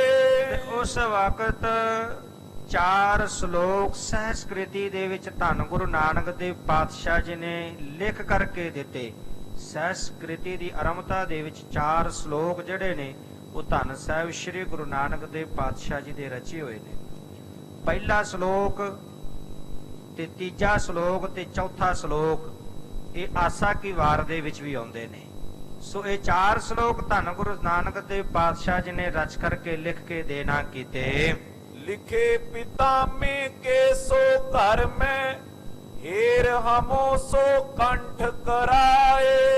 ਉਹ ਜਿਹੜੇ 4 ਸ਼ਲੋਕ ਸਨ ਧੰਨ ਗੁਰੂ ਨਾਨਕ ਦੇਵ ਪਾਤਸ਼ਾਹ ਜੀ ਦੇ ਉਚਾਰਨ ਕੀਤੇ ਹੋਏ ਲਿਖੇ ਹੋਏ ਉਹ ਸਾਨੂੰ ਆਪਣੇ ਦਾਦੇ ਦੇ ਘਰ ਵਿੱਚੋਂ ਮਿਲ ਗਏ ਤੇ ਅਸੀਂ ਉਹ ਕੰਠ ਕਰ ਲਏ। ਇੱਕ ਦਿਨ ਇਹ ਜਿਹੜੇ ਦੋਵੇਂ ਜਣੇ ਸਨ ਇਹਨਾਂ ਦੋਵਾਂ ਨੇ ਕ੍ਰਿਸ਼ਨ ਲਾਲ ਤੇ ਹਰ ਲਾਲ, ਕਿਉਂਕਿ ਇਹ ਵੀ ਬੜੇ ਵਿਦਵਾਨ ਸਨ ਆਪਣੇ ਦਾਦੇ ਦੀ ਤਰ੍ਹਾਂ, ਇਹਨਾਂ ਨੇ ਵੀ ਧਰਮ ਗ੍ਰੰਥ ਬਹੁਤ ਪੜ੍ਹੇ ਹੋਏ ਸਨ ਵੇਦ ਆਦਿਕ, ਪਰ ਮਨ ਦੀ ਸ਼ਾਂਤੀ ਨਹੀਂ ਮਿਲੀ। ਇੱਕ ਦਿਨ ਆਪਣੇ ਦਾਦੇ ਦੇ ਜਿਹੜੇ ਪੁਸਤਕਾਲਿਆ ਸੀ, ਲਾਇਬ੍ਰੇਰੀ ਸੀ, ਉਹਦੇ ਵਿੱਚ ਖੋਜ ਕਰਨ ਲੱਗੇ, ਭਾਲ ਕਰਨ ਲੱਗੇ, ਕੁਝ ਪੁਸਤਕਾਂ ਦੇਖਣ ਲੱਗ ਪਏ। ਜਦੋਂ ਦੇਖ ਰਹੇ ਸਨ ਦੇਖਦਿਆਂ ਕੀ ਹੋਇਆ ਕਿ ਇਹਨਾਂ ਨੂੰ ਇਹ ਜਿਹੜੇ 4 ਸ਼ਲੋਕ ਧੰਨ ਗੁਰੂ ਨਾਨਕ ਦੇਵ ਪਾਤਸ਼ਾਹ ਜੀ ਨੇ ਲਿਖ ਕੇ ਇਹਨਾਂ ਦੇ ਦਾਦਾ ਜੀ ਨੂੰ ਦਿੱਤੇ ਸਨ, ਉਹ 4 ਸ਼ਲੋਕ ਲਿਖੇ ਹੋਏ ਇਹਨਾਂ ਦੇ ਹੱਥ ਲੱਗ ਗਏ। ਜਦੋਂ ਇਹਨਾਂ ਨੂੰ ਮਿਲੇ ਤੇ ਜਦੋਂ ਧੰਨ ਗੁਰੂ ਨਾਨਕ ਦੇਵ ਪਾਤਸ਼ਾਹ ਜੀ ਦੇ ਉਹ 4 ਸ਼ਲੋਕ ਪੜ੍ਹੇ, ਪੜ ਪੁਸਤਕ ਸੰਧਿਆ ਬਾਦੰ ਸਿਲ ਪੂਜ ਸਬਗਲ ਸਮਾਦੰ ਮੁਖ ਝੂਠ ਪੇ ਭੂਖਣ ਸਾਰੰ ਤ੍ਰੈਪਾਲ ਤੇ ਹਾਲ ਵਿਚਾਰੰ ਗਲਮਾਲਾ ਤਿਲਕ ਲਲਾਟੰ ਧੋਤੀ ਬਸਤਰ ਕਪਾਟੰ ਜੇ ਜਾਣਸ ਬ੍ਰਹਮੰ ਕਰਮੰ ਥਾ ਫੋਕਟ ਨਿਸ਼ਚੈ ਕਰਮੰ। ਇਹ ਜਿਹੜੇ ਲਿਖੇ ਹੋਏ ਸ਼ਲੋਕ ਸਨ ਉਹ ਜਦੋਂ ਇਹਨਾਂ ਨੇ ਪੜ੍ਹੇ ਬੜੇ ਪ੍ਰੇਮ ਨਾਲ, ਪੜ੍ਹਦਿਆਂ ਸਾਰ ਇਹਨਾਂ ਦੇ ਹਿਰਦੇ ਨੂੰ ਸ਼ਾਂਤੀ ਆਈ। ਕਿੱਥੇ ਦੇਖੋ ਵੇਦ ਪੜ੍ਹ ਲਏ, ਉਪਨਿਸ਼ਦਾਂ ਪੜ੍ਹ ਲਈਆਂ, 27 ਸਿਮਰਤੀਆਂ ਪੜ੍ਹ ਲਈਆਂ, ਪੁਰਾਣ ਪੜ੍ਹ ਲਏ, ਪਰ ਮਨ ਦੀ ਸ਼ਾਂਤੀ ਨਹੀਂ ਮਿਲੀ। ਇੰਨੇ ਧਰਮ ਗ੍ਰੰਥ ਪੜ੍ਹ ਕੇ ਵੀ ਮਨ ਨੂੰ ਚੈਨ ਨਹੀਂ ਆਈ, ਸ਼ਾਂਤੀ ਨਹੀਂ ਆਈ। ਪਰ ਧੰਨ ਸਾਹਿਬ ਸ੍ਰੀ ਗੁਰੂ ਨਾਨਕ ਦੇਵ ਪਾਤਸ਼ਾਹ ਜੀ ਦੇ 4 ਸ਼ਲੋਕ ਪੜ੍ਹੇ ਨੇ ਤੇ 4 ਸ਼ਲੋਕ ਪੜ੍ਹਦਿਆਂ ਸਾਰ ਹਿਰਦਾ ਜਿਹੜਾ ਉਹ ਸ਼ਾਂਤ ਹੋ ਗਿਆ। ਹੁਣ ਪੁੱਛਣ ਲੱਗੇ ਕਿ ਕਿਸ ਦੀ ਰਚਨਾ ਹੈ, ਕਿਸ ਦੇ ਲਿਖੇ ਹੋਏ ਸ਼ਲੋਕ ਨੇ। ਤੇ ਜਿਹੜੇ ਉਸ ਵਕਤ ਦੇ ਬਜ਼ੁਰਗ ਸਨ, ਸਿਆਣੇ ਸਨ, ਉਹਨਾਂ ਨੇ ਦੱਸਿਆ ਕਿ ਧੰਨ ਗੁਰੂ ਨਾਨਕ ਦੇਵ ਪਾਤਸ਼ਾਹ ਜੀ ਇੱਥੇ ਕਾਸ਼ੀ ਵਿੱਚ ਆਏ ਸਨ। ਉਹਨਾਂ ਨੇ ਇਹ 4 ਸ਼ਲੋਕ ਲਿਖ ਕੇ ਤੁਹਾਡੇ ਦਾਦਾ ਜੀ ਨੂੰ ਦਿੱਤੇ ਸਨ। ਇਹ ਉਹਨਾਂ ਦੀ ਰਚਨਾ ਹੈ ਤੇ ਜਿਨ੍ਹਾਂ ਨੇ ਤੁਹਾਡੇ ਦਾਦੇ ਦਾ, ਤੁਹਾਡੇ ਦਾਦੇ ਦੇ ਦਾਦੇ ਵਿਸ਼ਨ ਦੱਤ ਦਾ ਵੀ ਉਧਾਰ ਕੀਤਾ। ਤੇ ਅੱਜ ਕੱਲ ਉਹਨਾਂ ਦੇ ਗੁਰਤਾ ਗੱਦੀ ਤੇ ਸੇਵਾ ਸੰਭਾਲ ਕਰ ਰਹੇ ਨੇ ਧੰਨ ਗੁਰੂ ਅਰਜਨ ਦੇਵ ਪਾਤਸ਼ਾਹ ਜੀ ਸ੍ਰੀ ਅੰਮ੍ਰਿਤਸਰ ਸਾਹਿਬ ਵਿਖੇ। ਤੇ ਇਹ ਸੁਣ ਕੇ ਧੰਨ ਗੁਰੂ ਅਰਜਨ ਦੇਵ ਪਾਤਸ਼ਾਹ ਜੀ ਦੇ ਦੀਦਾਰ ਕਰਨ ਵਾਸਤੇ ਸ੍ਰੀ ਅੰਮ੍ਰਿਤਸਰ ਸਾਹਿਬ ਪਹੁੰਚੇ ਸਨ। ਸੋ ਕਹਿਣ ਲੱਗੇ ਇਹ ਜਿਹੜੇ 4 ਸ਼ਲੋਕ ਸਨ ਜਿਹੜੇ ਸਾਡੇ ਦਾਦਾ ਜੀ ਨੂੰ ਲਿਖ ਕੇ ਦਿੱਤੇ, ਇਹ 4 ਸ਼ਲੋਕ ਅਸੀਂ ਜਿਹੜੇ ਸੰਕੰਠ ਕਰ ਲਏ। जिन में दम्ब निकंदन की नस और को साच सो लेखे पाए। ਜਿਨ੍ਹਾਂ ਦੇ ਵਿੱਚ ਕਰਮ ਕਾਂਡ ਤੇ ਪਖੰਡਾਂ ਦਾ ਖੰਡਨ ਕੀਤਾ ਗਿਆ ਹੈ। ਪੜ ਪੁਸਤਕ ਸੰਧਿਆ ਬਾਦੰ, ਕਹਿਣ ਲੱਗੇ ਤੁਸੀਂ ਧਰਮ ਦੀਆਂ ਪੁਸਤਕਾਂ ਬਹੁਤ ਪੜ੍ਹਦੇ ਹੋ, ਤ੍ਰੈ ਕਾਲ ਸੰਧਿਆ ਸਮੇਂ ਤੁਸੀਂ ਇਹਨਾਂ ਦਾ ਪਾਠ ਪੂਜਾ ਵੀ ਕਰਦੇ ਹੋ। ਸਿਲ ਪੂਜਸ ਬਗਲ ਸਮਾਦੰ, ਤੇ ਪੱਥਰ ਦੀਆਂ ਮੂਰਤੀਆਂ ਦੀ ਪੂਜਾ ਵੀ ਕਰਦੇ ਹੋ ਤੇ ਬਗਲੇ ਦੀ ਤਰ੍ਹਾਂ ਸਮਾਧੀ ਵੀ ਲਾਉਂਦੇ ਹੋ। ਪਰ ਧਿਆਨ ਤੁਹਾਡਾ ਜਿਹੜਾ ਉਹ ਡੱਡੀਆਂ ਮੱਛੀਆਂ ਫੜਨ ਵਿੱਚ ਹੀ ਲੱਗਾ ਹੋਇਆ, ਪਰਾਇਆ ਮਾਲ ਖਾਣ ਵਿੱਚ ਹੀ ਲੱਗਾ ਹੋਇਆ, ਮਨ ਸ਼ੁੱਧ ਨਹੀਂ ਹੋਇਆ।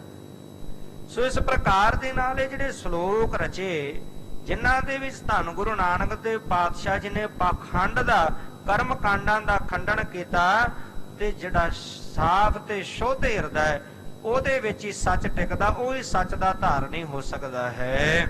ਪੜ ਪੁਸਤਕ ਅਰ ਸੰਧਿਆ ਬਾਦੰਗ ਇਤਿਆਦਿਕ ਪਠ ਦਏ ਸੁਨਾਏ। ਇਹ ਜਿਹੜੇ 4 ਸ਼ਲੋਕ ਸਨ ਪੜ ਪੁਸਤਕ ਸੰਧਿਆ ਬਾਦੰਗ ਤੋਂ ਆਰੰਭ ਕਰਕੇ ਚਾਰੇ ਸ਼ਲੋਕ ਪੜ ਕੇ ਇਹਨਾਂ ਨੇ, ਕਿਉਂਕਿ ਕੰਠ ਕੀਤੇ ਹੋਏ ਸਨ, ਪੜ ਕੇ ਧੰਨ ਗੁਰੂ ਅਰਜਨ ਦੇਵ ਪਾਤਸ਼ਾਹ ਜੀ ਨੂੰ ਸੁਣਾਉਣਾ ਕੀਤੇ। ਤੁਮਨੇ ਕਰੇ ਸੋ ਹਮੇ ਲਿਖਾਵੋ, ਨਾਏ ਤਦੀਜੈ ਅਬੇ ਬਨਾਏ। ਕਹਿਣ ਲੱਗੇ ਧੰਨ ਗੁਰੂ ਅਰਜਨ ਦੇਵ ਪਾਤਸ਼ਾਹ ਜੀ, ਜੇਕਰ ਤੁਸੀਂ ਵੀ ਏਦਾਂ ਦੇ ਸਹਿਸਕ੍ਰਿਤੀ ਵਿੱਚ ਕੋਈ ਸ਼ਲੋਕ ਰਚੇ ਨੇ ਤੇ ਉਹ ਕਿਰਪਾ ਕਰਕੇ ਸਾਨੂੰ ਲਿਖਵਾ ਦਿਓ, ਜੇ ਨਹੀਂ ਰਚੇ ਤੇ ਫਿਰ ਹੁਣੇ ਕਿਰਪਾ ਕਰਕੇ ਰਚ ਦੇਵੋ।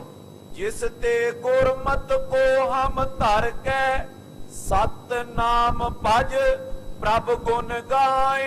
ਜਿਨ੍ਹਾਂ ਜਿਸ ਸ਼ਲੋਕਾਂ ਨੂੰ ਪੜ੍ਹ ਕੇ ਅਸੀਂ ਗੁਰਮਤ ਦੇ ਧਾਰਨੀ ਹੋ ਕੇ ਸਤਨਾਮ ਦਾ ਸਿਮਰਨ ਕਰਦੇ ਆਂ, ਪ੍ਰਭੂ ਪਰਮੇਸ਼ਰ ਦੇ ਗੁਣ ਗਾਉਂਦੇ ਰਹੀਏ। ਸਾਰ ਕਰੋ ਉਪਦੇਸ਼ਨ ਸ੍ਰੀ ਗੁਰ, ਪੁਰ ਉਜਲ ਜਿਸ ਤੇ ਹੋਏ ਜਾਏ। ਏ ਧੰਨ ਗੁਰੂ ਅਰਜਨ ਦੇਵ ਪਾਤਸ਼ਾਹ ਜੀ, ਆਪਣਾ ਸ੍ਰੇਸ਼ਟ ਉਪਦੇਸ਼ ਬਖਸ਼ੋ, ਜਿਸ ਉਪਦੇਸ਼ ਦੇ ਨਾਲ ਜਿਹੜਾ ਹਿਰਦਾ ਹੈ ਉਹ ਉਜਲ ਨਿਰਮਲ ਹੋ ਜਾਵੇ। ਨਿਜ ਮੁਖ ਸੰਗ ਸ਼ਲੋਕ ਰਚੋ ਪਰ, ਸਹਿਸਕ੍ਰਿਤੀ ਕੀ ਰੀਤੀ ਪਾਏ। ਕਹਿਣ ਲੱਗੇ ਸਤਿਗੁਰੂ ਪਾਤਸ਼ਾਹ ਜੀ, ਆਪਣੇ ਮੁਖ ਤੋਂ ਪਾਵਨ ਸ਼ਲੋਕ ਰਚੋ ਜੋ ਸਹਿਸਕ੍ਰਿਤੀ ਦੀ ਰੀਤੀ ਵਿੱਚ ਹੋਣ। ਸੁਨ ਦਿਜ ਬਰ ਤੇ ਪ੍ਰੀਤ ਹੇਰ ਕਰ, ਸ਼੍ਰੀ ਅਰਜਨ ਜੀ ਤਬੇ ਬਨਾਏ। ਹੁਣ ਇਹਨਾਂ ਪੰਡਤਾਂ ਦੇ ਦੋਵਾਂ ਭਰਾਵਾਂ ਦਾ ਜਦੋਂ ਪ੍ਰੇਮ ਵੇਖਿਆ, ਇਹਨਾਂ ਦੇ ਹਿਰਦੇ ਦੀ ਪ੍ਰੀਤੀ ਵੇਖ ਕੇ ਧੰਨ ਗੁਰੂ ਅਰਜਨ ਦੇਵ ਪਾਤਸ਼ਾਹ ਜੀ ਨੇ ਉਸੇ ਵਕਤ ਸਹਿਸਕ੍ਰਿਤੀ ਦੇ ਵਿੱਚ ਸ਼ਲੋਕ ਰਚੇ ਹਨ। ਸਭ ਸ਼ਲੋਕ ਕੀਏ ਸਹਿਸਕ੍ਰਿਤੀ ਮੈਂ, ਬਹੁਰੋ ਗਾਤਾ ਰੁਚਿਰ ਸੁਹਾਏ। ਜਦੋਂ ਚਾਰ ਸ਼ਲੋਕ ਸਹਿਸਕ੍ਰਿਤੀ ਦੀ ਆਰੰਭਤਾ ਵਿੱਚ ਧੰਨ ਗੁਰੂ ਨਾਨਕ ਦੇਵ ਪਾਤਸ਼ਾਹ ਜੀ ਦੇ ਨੇ, ਅੱਗੇ ਗੁਰੂ ਅਰਜਨ ਦੇਵ ਪਾਤਸ਼ਾਹ ਜੀ ਦੀ ਰਚਨਾ ਤੋਂ ਉਚਾਰਨ ਕੀਤੇ ਹੋਏ ਸ਼ਲੋਕ ਨੇ ਸਹਿਸਕ੍ਰਿਤੀ ਬਾਣੀ ਦੇ। ਜਦੋਂ ਸਹਿਸਕ੍ਰਿਤੀ ਦੇ ਸ਼ਲੋਕ ਧੰਨ ਗੁਰੂ ਅਰਜਨ ਦੇਵ ਪਾਤਸ਼ਾਹ ਜੀ ਨੇ ਰਚੇ, ਇਹ ਸੁਣ ਕੇ ਇਹਨਾਂ ਦੇ ਹਿਰਦੇ ਨੂੰ ਬਹੁਤ ਪ੍ਰਸੰਨਤਾ ਮਿਲੀ, ਹਿਰਦਾ ਇਹਨਾਂ ਦਾ ਸ਼ਾਂਤ ਹੋ ਗਿਆ, ਹਿਰਦੇ ਅੰਦਰ ਬੜਾ ਆਨੰਦ ਵਧਿਆ ਤੇ ਕਹਿਣ ਲੱਗੇ ਸਤਿਗੁਰੂ ਪਾਤਸ਼ਾਹ ਜੀ, ਅੱਗੇ ਹੋਰ ਪਰਮੇਸ਼ਰ ਦੀ ਕਥਾ ਸਾਨੂੰ ਸੁਣਾਓ, ਹੋਰ ਪਰਮੇਸ਼ਰ ਦੀ ਕਥਾ ਸਰਵਣ ਕਰਵਾਓ। ਤੇ ਇਹਦੇ ਅੱਗੇ ਫਿਰ ਸਤਿਗੁਰੂ ਪਾਤਸ਼ਾਹ ਜੀ ਨੇ ਜਿਹੜੀ ਬਾਣੀ ਰਚੀ, ਜਿਹੜੀ ਗਾਥਾ ਸਰਲੇਖ ਹੇਠ ਸਤਿਗੁਰੂ ਪਾਤਸ਼ਾਹ ਗੁਰੂ ਗ੍ਰੰਥ ਸਾਹਿਬ ਵਿੱਚ ਦਰਜ ਹੈ। ਗਾਥਾ ਤੋਂ ਭਾਵ ਹੈ ਗਾ ਪਲਸ ਥਾ, ਜਿਸ ਥਾਂ ਤੋਂ ਗਿਆਨ ਦੀ ਪ੍ਰਾਪਤੀ ਹੋਵੇ, ਉਹ ਗਿਆਨ ਦੀ ਪ੍ਰਾਪਤੀ ਵਾਲੀ ਉਸ ਪਰਮੇਸ਼ਰ ਦੀ ਜਿਹੜੀ ਅਕਥ ਕਥਾ ਹੈ, ਉਹ ਸਤਿਗੁਰੂ ਪਾਤਸ਼ਾਹ ਜੀ ਨੇ ਫਿਰ ਅੱਗੇ ਰਚੀ ਹੈ, ਸਰਵਣ ਕਰਵਾਈ ਹੈ। ਸੁਨ ਦ્વੈ ਪ੍ਰਾਤ ਆਨੰਦਿਤ ਹੋਏ ਕਰ, ਗੁਰ ਕੇ ਚਰਨ ਰਹੇ ਲਪਟਾਏ। ਇਹਨਾਂ ਦੋਵਾਂ ਭਰਾਵਾਂ ਨੇ ਜਦੋਂ ਧੰਨ ਗੁਰੂ ਅਰਜਨ ਦੇਵ ਪਾਤਸ਼ਾਹ ਜੀ ਦੀ ਰਸਨਾ ਤੋਂ ਉਹ ਵਾਹਿਗੁਰੂ ਪਰਮੇਸ਼ਰ ਦੀ ਇਹ ਸਿਫਤ ਸਲਾਹ ਵਾਲੀ ਬਾਣੀ ਸੁਣੀ, ਸੁਣ ਕੇ ਬਹੁਤ ਆਨੰਦਿਤ ਹੋਏ, ਹਿਰਦੇ ਅੰਦਰ ਇਤਨਾ ਪ੍ਰੇਮ ਵਧਿਆ, ਹਿਰਦੇ ਅੰਦਰ ਇਤਨਾ ਆਨੰਦ ਵਧਿਆ, ਦੋਵੇਂ ਜਣੇ ਸਤਿਗੁਰੂ ਪਾਤਸ਼ਾਹ ਜੀ ਦੇ ਚਰਨਾਂ ਦੇ ਨਾਲ ਲਿਪਟ ਗਏ। ਪ੍ਰਭੂ ਪ੍ਰੇਮ ਕੋ ਰਸ ਜਿਨ ਆਇਓ, ਸਤ ਨਾਮ ਸਿਮਰਨ ਮਨ ਪਾਏ। ਜਿਨ੍ਹਾਂ ਨੂੰ ਇਸ ਬਾਣੀ ਦੇ ਵਿੱਚੋਂ ਪ੍ਰਭੂ ਦੇ ਪ੍ਰੇਮ ਦਾ ਰਸ ਆਇਆ ਤੇ ਸਤਨਾਮ ਉਸ ਵਾਹਿਗੁਰੂ ਪਰਮੇਸ਼ਰ ਦਾ ਜਾਪ ਜਪਣ ਵਿੱਚ ਲੱਗ ਗਏ, ਲਿਵ ਜੁੜ ਗਏ। ਜਬੇ ਬੰਦਨਾ ਕੀਨਸ ਗੁਰ ਪਦ, ਮਨ ਮੈਂ ਬਦਿਓ ਆਨੰਦ ਬਿਲੰਦ। ਤੇ ਇਹਨਾਂ ਨੇ ਧੰਨ ਗੁਰੂ ਅਰਜਨ ਦੇਵ ਪਾਤਸ਼ਾਹ ਜੀ ਦੇ ਚਰਨਾਂ ਤੇ ਨਮਸਕਾਰ ਕੀਤੀ, ਬੰਦਨਾ ਕੀਤੀ ਹੈ, ਹਿਰਦੇ ਦੇ ਅੰਦਰ ਬਹੁਤ ਆਨੰਦ ਵਧਿਆ ਹੈ। ਉਸਤਤ ਕਰਤ ਪਏ ਸ਼੍ਰੀ ਅਰਜਨ, ਰਾਮਚੰਦ ਤੁਮ ਰੂਪ ਮੁਕੰਦ। ਹੁਣ ਉਸਤਤ ਕਰਨ ਲੱਗੇ ਧੰਨ ਗੁਰੂ ਅਰਜਨ ਦੇਵ ਪਾਤਸ਼ਾਹ ਜੀ, ਕਹਿਣ ਲੱਗੇ ਜਿਵੇਂ ਤ੍ਰੇਤੇ ਦੇ ਵਿੱਚ ਰਾਮਚੰਦਰ ਜੀ ਆਏ, ਮੁਕਤੀ ਦੇ ਦਾਤੇ, ਮੁਕਤੀ ਦੇਣ ਵਾਲੇ, ਉਸੇ ਤਰ੍ਹਾਂ ਮੁਕਤੀ ਦੇ ਦਾਤੇ, ਮੁਕਤੀ ਦੇਣ ਵਾਲੇ ਆਪ ਹੋ ਧੰਨ ਗੁਰੂ ਅਰਜਨ ਦੇਵ ਪਾਤਸ਼ਾਹ ਜੀ। ਕੰਸ ਵਿਨਾਸ਼ਕ ਕ੍ਰਿਸ਼ਨ ਆਪੋ, ਸ਼੍ਰੀ ਨਾਨਕ ਕੀ ਜੋਤ ਸੁਛੰਦ। ਕਹਿਣ ਲੱਗੇ ਜਿਵੇਂ ਦੁਆਪਰ ਦੇ ਵਿੱਚ ਕ੍ਰਿਸ਼ਨ ਜੀ ਨੇ ਕੰਸ ਨੂੰ ਮਾਰਿਆ, ਤੇ ਆਪ ਜੀ ਉਸੇ ਤਰ੍ਹਾਂ ਅੱਜ ਵੀ ਦੁਸ਼ਟਾਂ ਦਾ ਨਾਸ਼ ਕਰਨ ਵਾਲੇ ਤੇ ਗੁਰੂ ਪਾਤ ਪਰਮੇਸ਼ਰ ਪਿਆਰਿਆਂ ਦੀ ਰੱਖਿਆ ਕਰਨ ਵਾਲੇ, ਪ੍ਰੇਮਾ ਭਗਤੀ ਦੇ ਨਾਲ ਜੋੜਨ ਵਾਲੇ ਆਪ ਜੀ ਕਲਯੁਗ ਦੇ ਵਿੱਚ ਆਏ ਹੋ। ਨਾਨਕ ਕੀ ਜੋਤ ਸੁਸ਼ੰਦ ਤੇ ਧੰਨ ਸਾਹਿਬ ਸ੍ਰੀ ਗੁਰੂ ਨਾਨਕ ਦੇਵ ਪਾਤਸ਼ਾਹ ਜੀ ਜੋਤ ਜਿਹੜੀ ਆਪ ਜੀ ਦੇ ਅੰਦਰ ਬਿਰਾਜਮਾਨ ਹੈ। ਤੋਈ ਤ੍ਰਿਅੰਬਕ ਕਾਸ਼ੀਪੁਰ ਮੈਂ ਤਾਰਕ ਮੰਤਰ ਦੇਤ ਸੁਖ ਕੰਦ। ਕਹਿਣ ਲੱਗੇ ਆਪ ਜੀ ਸ਼ਿਵ ਰੂਪ ਹੋ, ਜਿਵੇਂ ਕ੍ਰਿਸ਼ਨ ਕਾਸ਼ੀ ਦੇ ਵਿੱਚ ਸ਼ਿਵ ਉਪਦੇਸ਼ ਦੇ ਕਰਕੇ ਉਸ ਪਰਮੇਸ਼ਰ ਨਾਲ ਜੋੜਦੇ ਰਹੇ, ਉਸੇ ਤਰ੍ਹਾਂ ਤੁਸੀਂ ਵੀ ਸ਼ਿਵ ਰੂਪ ਹੋ। ਤੇ ਜਿਹੜੇ ਮੰਤਰ ਦਾ ਉਚਾਰਨ ਕਰਕੇ ਜੋ ਪਾਵਨ ਗੁਰਬਾਣੀ ਹੈ ਇਹ ਰਚ ਕਰਕੇ ਜੀਵਾਂ ਨੂੰ ਮੁਕਤੀ ਦੇਣ ਵਾਲੇ ਹੋ। ਤੇ ਆਪ ਜੀ ਤਾਰਕ ਮੰਤਰ ਦੇਤ ਸੁਖ ਕੰਦ, ਸੁੱਖਾਂ ਦੇ ਦਾਤੇ ਹੋ। ਕਿਉਂਕਿ ਕਾਸ਼ੀ ਦੇ ਵਿੱਚ ਕਹਿੰਦੇ ਨੇ ਜਦੋਂ ਮਹਾਨ ਕੋਸ਼ ਅਨੁਸਾਰ ਹਿੰਦੂ ਮਤ ਦੇ ਮੰਨਣ ਅਨੁਸਾਰ ਜਦੋਂ ਕਾਸ਼ੀ ਦੇ ਵਿੱਚ ਪ੍ਰਾਣੀ ਕੋਈ ਚੜ੍ਹਾਈ ਕਰਨ ਲੱਗਦਾ ਹੈ, ਪ੍ਰਾਣ ਤਿਆਗਣ ਲੱਗਦਾ ਹੈ, ਉਸ ਵਕਤ ਉਹਦੇ ਕੰਨ ਵਿੱਚ ਸ਼ਿਵ ਜੀ ਦੇ ਮੰਤਰ ਪੜ੍ਹੇ ਜਾਂਦੇ ਨੇ, ਜਿਹਨੂੰ ਤਾਰਕ ਮੰਤਰ ਕਿਹਾ ਜਾਂਦਾ ਹੈ। ਕਹਿਣ ਲੱਗੇ ਆਪ ਸੁੱਖਾਂ ਦੇ ਦਾਤੇ, ਤਾਰਕ ਮੰਤਰ ਦੇ ਸਮਾਨ ਸੁਖ ਦੇਣ ਵਾਲੇ, ਪਾਵਨ ਗੁਰਬਾਣੀ ਦੀ ਰਚਨਾ ਕਰਨ ਵਾਲੇ ਹੋ। ਦੁਰੇ ਰਹੋ ਨੇ ਜਾਣ ਸਕੇ ਸਭ, ਜਿਸ ਪਰ ਆਪ ਹੋਤੇ ਅਨਕੂਲ। ਆਪ ਹਮੇਸ਼ਾ ਛਿਪੇ ਰਹਿਣ ਵਾਲੇ ਹੋ, ਤੇ ਹਰ ਕੋਈ ਆਪ ਨੂੰ ਜਾਣ ਨਹੀਂ ਸਕਦਾ, ਨਹੀਂ ਪਛਾਣ ਸਕਦਾ, ਪਰ ਜਿਹਦੇ ਉੱਤੇ ਆਪ ਜੀ ਕਿਰਪਾ ਕਰਦੇ ਹੋ। ਸੋਰਾਵਰ ਕੋ ਰੂਪ ਪਛਾਨੇ, ਏਕ ਤੂੰ ਹੀ ਸਭ ਜਗ ਕੋ ਮੂਲ। ਜਿਹਦੇ ਤੇ ਕਿਰਪਾ ਕਰਦੇ ਹੋ ਉਹ ਫਿਰ ਆਪ ਜੀ ਨੂੰ ਪਹਿਚਾਣ ਲੈਂਦਾ ਹੈ, ਆਪ ਜੀ ਦੇ ਰੂਪ ਨੂੰ ਜਾਣ ਲੈਂਦਾ ਹੈ ਸਤਿਗੁਰੂ ਪਾਤਸ਼ਾਹ ਜੀ। ਤੇ ਆਪ ਨੂੰ ਜਾਣਦਿਆਂ ਪਛਾਣਦਿਆਂ ਹੋਇਆਂ ਫਿਰ ਇਹ ਜਾਣ ਲੈਂਦਾ ਏਕ ਤੂੰ ਹੀ ਸਭ ਜਗ ਕੋ ਮੂਲ, ਕੇ ਇੱਕ ਤੁਸੀਂ ਹੀ ਸਾਰੇ ਜਗਤ ਦਾ ਮੂਲ ਹੋ। ਅੱਜ ਅਬਿਨਾਸ਼ੀ ਲక్ష్ਮੀ ਦਾਸੀ, ਕਰੋ ਬਿਨਾਸ਼ੀ ਜੇ ਪ੍ਰਤੀਕੂਲ। ਅੱਜ ਤੁਸੀਂ ਆ ਜਨਮ ਮਰਨ ਵਿੱਚ ਨਹੀਂ ਆਉਂਦੇ, ਤੁਹਾਡਾ ਜਨਮ ਨਹੀਂ ਹੁੰਦਾ। ਅਬਿਨਾਸ਼ੀ ਉਹ ਨਾਸ਼ ਤੋਂ ਰਹਿਤ ਹੋ, ਲక్ష్ਮੀ ਦਾਸੀ ਬਣ ਕੇ ਤੁਹਾਡੀ ਸੇਵਾ ਕਰਦੀ ਹੈ। ਕਰੋ ਬਿਨਾਸ਼ੀ ਜੇ ਪ੍ਰਤੀਕੂਲ, ਕਹਿੰਦੇ ਜਿਹੜੇ ਤੁਹਾਡੇ ਤੋਂ ਉਲਟ ਚੱਲਣ ਵਾਲੇ ਨੇ ਉਹਨਾਂ ਦਾ ਤੁਸੀਂ ਨਾਸ਼ ਕਰਨ ਵਾਲੇ ਹੋ। ਵਿਦ ਹੋਏ ਰਚੋ ਵਿਸ਼ਨ ਹੋਏ ਪੋਖੋ, ਰੁਦਰ ਹੋਏ ਜਗ ਹਰੋ ਅਪੂਲ। ਤੇ ਆਪ ਜੀ ਕਿਰਪਾ ਕਰਕੇ ਬ੍ਰਹਮਾ ਦੇ ਸਮਾਨ ਸ੍ਰਿਸ਼ਟੀ ਨੂੰ ਪੈਦਾ ਕਰਨ ਵਾਲੇ ਹੋ, ਤੇ ਵਿਸ਼ਨੂੰ ਰੂਪ ਹੋ ਕੇ ਪਾਲਣਾ ਕਰਨ ਵਾਲੇ ਹੋ, ਤੇ ਸ਼ਿਵਜੀ ਰੂਪ ਹੋ ਕੇ ਨਾ ਭੁੱਲਦੇ ਹੋਏ ਜਗਤ ਨੂੰ ਸਮਾਪਤ ਕਰਨ ਵਾਲੇ ਹੋ। ਸੁਨ ਪਰਸਨ ਔਰ ਸਤਗੁਰ ਹੋਏ ਕਰ, ਕਯੋ ਜਾਚੀਐ ਨਿਜ ਅਭਿਲਾਖ। ਇਹਨਾਂ ਨੇ ਜਦੋਂ ਬੜੇ ਇਸ ਤਰ੍ਹਾਂ ਪ੍ਰੇਮ ਵਿੱਚ ਭਿੱਜ ਕੇ ਸਤਿਗੁਰੂ ਪਾਤਸ਼ਾਹ ਜੀ ਦੀ ਉਸਤਤ ਕੀਤੀ, ਮਹਿਮਾ ਕੀਤੀ, ਇਹਨਾਂ ਦੇ ਮਹਿਮਾ ਮੁਖ ਤੋਂ ਮਹਿਮਾ ਸੁਣ ਕੇ ਸਤਿਗੁਰੂ ਪਾਤਸ਼ਾਹ ਜੀ ਕਹਿਣ ਲੱਗੇ ਜੋ ਵੀ ਤੁਹਾਡੀ ਮਨ ਦੀ ਅਭਿਲਾਸ਼ਾ ਹੈ ਉਹ ਮੰਗੋ।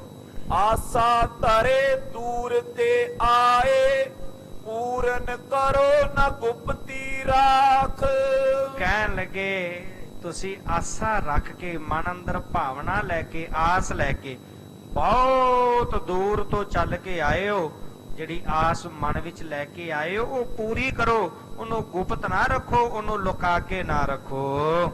ਦੋਨ ਸਹੋਦਰ ਤਬ ਕਰ ਜੋਰੇ, ਪਰਮ ਪ੍ਰੇਮ ਕਰ ਬਿਨਤੀ ਭਾਖ। ਤੇ ਦੋਵੇਂ ਭਰਾਵਾਂ ਨੇ ਜਦੋਂ ਸੁਨੇ ਸਤਿਗੁਰੂ ਪਾਤਸ਼ਾਹ ਜੀ ਦੇ ਬਚਨ, ਤੇ ਦੋਵੇਂ ਭਰਾ ਹੱਥ ਜੋੜ ਕੇ ਬੇਨਤੀ ਸਹਿਤ ਬੋਲੇ, ਕਹਿਣ ਲੱਗੇ ਦਰਸ਼ਨ ਤੇ ਕਾਰਜ ਭੇ ਪੂਰਨ, ਨਹੀਂ ਰਹੀ ਕਿਉਂ ਹੂੰ ਉਰ ਕਾਖ। ਕਹਿਣ ਲੱਗੇ ਧੰਨ ਗੁਰੂ ਅਰਜਨ ਦੇਵ ਪਾਤਸ਼ਾਹ ਜੀ, ਆਪ ਜੀ ਦੇ ਦਰਸ਼ਨ ਕਰਕੇ ਜੀਵਨ ਦੇ ਸਾਰੇ ਕਾਰਜ ਪੂਰੇ ਹੋ ਗਏ ਨੇ, ਕੋਈ ਕਾਰਜ ਜੀਵਨ ਦਾ ਬਾਕੀ ਰਿਹਾ ਹੀ ਨਹੀਂ। ਮਨ ਦੀ ਕੋਈ ਕਾਂਖਾ, ਮਨ ਦੀ ਕੋਈ ਇੱਛਾ, ਮਨ ਦੀ ਅਭਲਾਖਾ ਕੋਈ ਸਤਿਗੁਰੂ ਪਾਤਸ਼ਾਹ ਬਚੀ ਹੋਈ ਨਹੀਂ। ਆਪ ਜੀ ਦੇ ਦਰਸ਼ਨ ਕਰਕੇ ਜੀਵਨ ਦੇ ਸਾਰੇ ਮਨੋਰਥ ਜਿਹੜੇ ਨੇ ਉਹ ਪੂਰੇ ਹੋ ਗਏ ਹਨ। ਆਪਨੋ ਸਿਦਕ ਸਦਾ ਔਰ ਦੇਵੋ, ਜਗਤ ਕੋ ਬੰਧਨ ਸਰਬ ਮਿਟਾਏ। ਦੇਖੋ ਕੀ ਮੰਗ ਰਹੇ ਨੇ, ਕਹਿਣ ਲੱਗੇ ਸਤਿਗੁਰੂ ਪਾਤਸ਼ਾਹ ਕਿਰਪਾ ਕਰੋ, ਆਪਣਾ ਸਿਦਕ ਉਹ ਸਦਾ ਹਿਰਦੇ ਵਿੱਚ ਵਸਾ ਦਿਓ। ਸਦਾ ਸਿਦਕ ਤੇ ਧਾਰਨੀ ਹੋ ਕੇ ਰਹੀਏ, ਹਿਰਦਾ ਸਦਾ ਸਿਦਕ ਦੇ ਰਹਿਤ ਰਸੈਤ ਰਹੇ, ਤੇ ਜਿਹੜੇ ਜਗਤ ਕੋ ਬੰਧਨ ਸਰਬ ਮਿਟਾਏ, ਜਗਤ ਦੇ ਜਿਹੜੇ ਭੈੜੇ ਖੋਟੇ ਕਰਮ ਨੇ, ਬੰਧਨ ਨੇ, ਉਹ ਸਾਰੇ ਕਿਰਪਾ ਕਰਕੇ ਮਿਟਾ ਦਿਓ। ਚਰਨ ਆਪ ਕੇ ਮਨ ਮੈਂ ਬਾਸੇ, ਨਿਸ ਦਿਨ ਸਿਮਰੈ ਹਰ ਗੁਣ ਗਾਏ। ਆਪ ਜੀ ਦੇ ਚਰਨ ਸਦਾ ਸਾਡੇ ਹਿਰਦੇ ਦੇ ਵਿੱਚ ਵਸਦੇ ਰਹਿਣ, ਸਦਾ ਚਰਨ ਹਿਰਦੇ ਵਿੱਚ ਵਸਾ ਕਰਕੇ ਰੱਖੀਏ, ਤੇ ਨਿਸ ਦਿਨ ਸਿਮਰੇ ਹਰ ਗੁਣ ਗਾਏ। ਦਿਨੇ ਰਾਤ ਉਸ ਹਰੀ ਵਾਹਿਗੁਰੂ ਪਰਮੇਸ਼ਰ ਦੇ ਗੁਣ ਗਾਉਂਦੇ ਰਹੀਏ। ਤੇ ਮੰਗਦੇ ਕੀਨੇ ਵਿਸਰਨਾ ਏ ਦਾਤਾਰ, ਆਪਣਾ ਨਾਮ ਦਿਓ। ਵਿਸਰਨਾ ਏ ਦਾਤਾਰ, ਆਪਣਾ ਨਾਮ ਦਿਓ। ਵਿਸਰਨਾ ਈ ਦਾਤਾਰ, ਆਪਣਾ ਨਾਮ ਦਿਓ। ਵਿਸਰਨਾ ਈ ਦਾਤਾਰ, ਆਪਣਾ ਨਾਮ ਦਿਓ। ਵਿਸਰਨਾ ਏ ਦਾਤਾਰ, ਆਪਣਾ ਨਾਮ ਦਿਓ। ਵਿਸਰਨਾ ਏ ਦਾਤਾਰ, ਆਪਣਾ ਨਾਮ ਦਿਓ। ਵਿਸਰਨਾ ਈ ਦਾਤਾਰ, ਆਪਣਾ ਨਾਮ ਦਿਓ। ਵਿਸਰਨਾ ਈ ਦਾਤਾਰ, ਆਪਣਾ ਨਾਮ ਦਿਓ। ਗੁਣ ਗਾਵਾਂ ਦਿਨ ਰਾਤ ਨਾਨਕ ਚਾਓ ਇਹੋ, ਗੁਣ ਗਾਵਾਂ ਦਿਨ ਰਾਤ ਨਾਨਕ ਚਾਓ ਇਹੋ। ਗੁਣ ਗਾਵਾਂ ਦਿਨ ਰਾਤ ਨਾਨਕ ਚਾਓ ਇਹੋ। ਗੁਣ ਗਾਵਾਂ ਦਿਨ ਰਾਤ ਨਾਨਕ ਚਾਓ ਇਹੋ। ਗੁਣ ਗਾਵਾਂ ਦਿਨ ਰਾਤ ਨਾਨਕ ਚਾਓ ਇਹੋ। ਗੁਣ ਗਾਵਾਂ ਦਿਨ ਰਾਤ ਨਾਨਕ ਚਾਓ ਇਹੋ। ਗੁਣ ਗਾਵਾਂ ਦਿਨ ਰਾਤ ਨਾਨਕ ਚਾਓ ਇਹੋ। ਗੁਣ ਗਾਵਾਂ ਦਿਨ ਰਾਤ ਨਾਨਕ ਚਾਓ ਇਹੋ। ਸੋ ਹੁਣ ਗੁਰੂ ਅਰਜਨ ਦੇਵ ਪਾਤਸ਼ਾਹ ਜੀ ਕੋਲੋਂ ਮੰਗ ਰਹੇ ਨੇ ਬੇਨਤੀ ਕਰਕੇ, ਸਤਿਗੁਰੂ ਪਾਤਸ਼ਾਹ ਚਰਨ ਤੁਮਾਰੇ ਹਿਰਦੇ ਵਾਸੋਂ ਸੰਤਨ ਕਾ ਸੰਗ ਪਾਵੋ। ਤੁਹਾਡੇ ਚਰਨ ਸਦਾ ਸਾਡੇ ਹਿਰਦੇ ਵਿੱਚ ਵਸਦੇ ਰਹਿਣ, ਤੇ ਦਿਨੇ ਰਾਤ ਹਰੀ ਵਾਹਿਗੁਰੂ ਪਰਮੇਸ਼ਰ ਦੇ ਗੁਣ ਗਾਉਂਦੇ ਰਹੀਏ। ਸੁਨਤ ਸਤ ਗੁਰੂ ਕਯੋ ਤਥਾ ਸਤ, ਵਰ ਕੋ ਪਾਏ ਰਹੇ ਹਰ ਖਾਏ। ਤੇ ਜਦੋਂ ਇਹਨਾਂ ਦੀ ਬੇਨਤੀ ਰੂਪ ਬਚਨ ਸੁਣ ਕੇ ਸਤਿਗੁਰੂ ਪਾਤਸ਼ਾਹ ਜੀ ਕਹਿਣ ਲੱਗੇ ਇਸੇ ਤਰ੍ਹਾਂ ਹੀ ਹੋਵੇਗਾ, ਜੋ ਮੰਗਦੇ ਹੋ ਇਸੇ ਤਰ੍ਹਾਂ ਹੀ ਹੋਵੇਗਾ। ਤੇ ਸਤਿਗੁਰੂ ਪਾਤਸ਼ਾਹ ਜੀ ਦੇ ਕੋਲੋਂ ਇਹ ਵਰ ਪ੍ਰਾਪਤ ਕਰਕੇ ਬਹੁਤ ਪ੍ਰਸੰਨ ਹੋਏ ਹਨ। ਕੇਤਕ ਦਿਨ ਬਸ ਕਰ ਅੰਮ੍ਰਿਤ ਸਰ, ਪੁਨ ਹੋਏ ਪਿਦਾ ਗਏ ਨਿਜ ਥਾਏ। ਫਿਰ ਇੱਥੇ ਹੁਣ ਕੁਝ ਸਮਾਂ ਕਈ ਦਿਨ ਸਤਿਗੁਰੂ ਪਾਤਸ਼ਾਹ ਜੀ ਕੋਲ ਸ੍ਰੀ ਅੰਮ੍ਰਿਤਸਰ ਸਾਹਿਬ ਰੁਕੇ ਹਨ। ਸਤਿਗੁਰੂ ਪਾਤਸ਼ਾਹ ਜੀ ਦੇ ਕੋਲ ਕੁਝ ਦਿਨ ਰਹਿ ਕੇ ਫਿਰ ਸਤਿਗੁਰੂ ਪਾਤਸ਼ਾਹ ਜੀ ਤੋਂ ਹੁਣ ਵਾਪਸ ਜਾਣ ਦੀ, ਘਰ ਜਾਣ ਦੀ ਆਗਿਆ ਲਈ ਹੈ। ਸੋ ਸਲੋਕ ਲਿਖਾਵਨ ਕੀਨੇ, ਸ਼੍ਰੀ ਅਰਜਨ ਰਾਗਨ ਕੇ ਅੰਤ। ਹੁਣ ਜਿਹੜੇ ਇਹ ਸ਼ਲੋਕ ਸਨ ਸਹਿਸਕ੍ਰਿਤੀ ਦੇ, ਧੰਨ ਗੁਰੂ ਅਰਜਨ ਦੇਵ ਪਾਤਸ਼ਾਹ ਜੀ ਨੇ ਪ੍ਰਭਾਤੀ ਰਾਗ ਤੋਂ ਅੱਗੇ ਭਾਈ ਗੁਰਦਾਸ ਜੀ ਦੇ ਕੋਲੋਂ ਇਹ ਸ਼ਲੋਕ ਜਿਹੜੇ ਹਨ ਗੁਰੂ ਗ੍ਰੰਥ ਆਦਿ ਗ੍ਰੰਥ ਵਿੱਚ ਲਿਖਾਏ ਹਨ। ਬਹੁਰ ਪਿਖਿਓ ਗੁਰਦਾਸ ਲਿਖਾਰੀ, ਬੋਲੇ ਸ਼੍ਰੀ ਗੁਰ ਬਦਨ ਸੁਪੰਤ। ਤੇ ਜਦੋਂ ਸਹਿਸਕ੍ਰਿਤੀ ਦੇ ਸ਼ਲੋਕ, 4 ਸ਼ਲੋਕ ਜਿਹੜੇ ਗੁਰੂ ਨਾਨਕ ਦੇਵ ਪਾਤਸ਼ਾਹ ਜੀ ਦੇ ਉਹ ਲੈ ਕੇ ਆਏ ਸਨ, ਤੇ ਗੁਰੂ ਪਾਤਸ਼ਾਹ ਜੀ ਦੀ ਬਾਣੀ ਅਦਬ ਸਤਿਕਾਰ ਕਰਦਿਆਂ ਪਹਿਲਾਂ ਉਹ 4 ਸ਼ਲੋਕ ਲਿਖਵਾਏ, ਫਿਰ ਜਿਹੜੇ ਆਪ ਰਚੀ ਹੈ ਬਾਣੀ ਸਹਿਸਕ੍ਰਿਤੀ ਦੇ ਵਿੱਚ ਸ਼ਲੋਕ ਰਚੇ ਉਹ ਲਿਖਵਾਈ।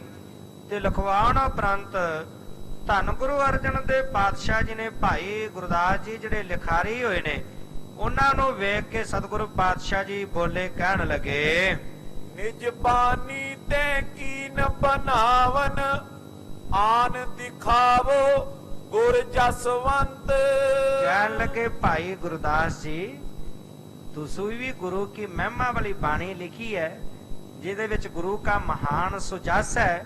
ਉਹ ਜਿਹੜੀ ਮਹਾਨ ਸੁਜਸ ਵਾਲੀ ਗੁਰੂ ਕੀ ਬਾਣੀ ਤੁਸੀਂ ਲਿਖੀ ਹੈ ਉਹ ਬਾਣੀ ਲਿਆ ਕਰਕੇ ਸਾਨੂੰ ਵਿਖਾਉਣਾ ਕਰੋ।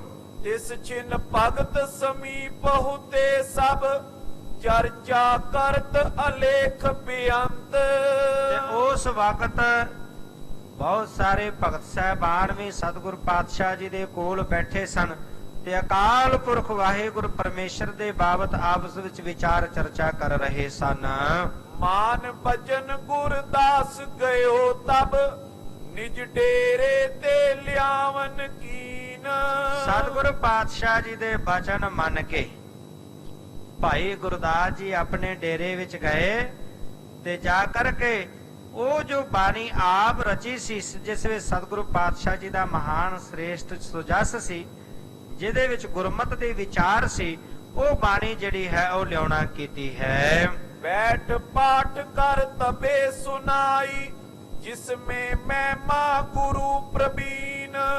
ਤੇ ਹੁਣ ਉਹ ਬਾਣੀ ਆ ਲਿਆ ਕਰਕੇ ਬੈਠ ਕੇ ਬੜੇ ਪ੍ਰੇਮ ਦੇ ਨਾਲ ਸਤਿਗੁਰੂ ਪਾਤਸ਼ਾਹ ਜੀ ਨੂੰ ਸੁਣਾਈ ਹੈ ਜਿਹਦੇ ਵਿੱਚ ਸਤਿਗੁਰੂ ਪਾਤਸ਼ਾਹ ਜੀ ਦੀ ਬਹੁਤ ਮਹਾਨ ਮਹਿਮਾ ਕੀਤੀ ਗਈ ਹੈ, ਮਹਾਨ ਸੁਜਸ ਜਿਸ ਬਾਣੀ ਦੇ ਵਿੱਚ ਕੀਤਾ ਗਿਆ ਹੈ। ਭਗਤ ਬ੍ਰਿੰਦ ਜੁਤ ਸਤਿਗੁਰ ਸੁਨ ਕੇ ਭਏ ਪ੍ਰਸੰਨ ਸਲਾਹਤ ਚੀਨ।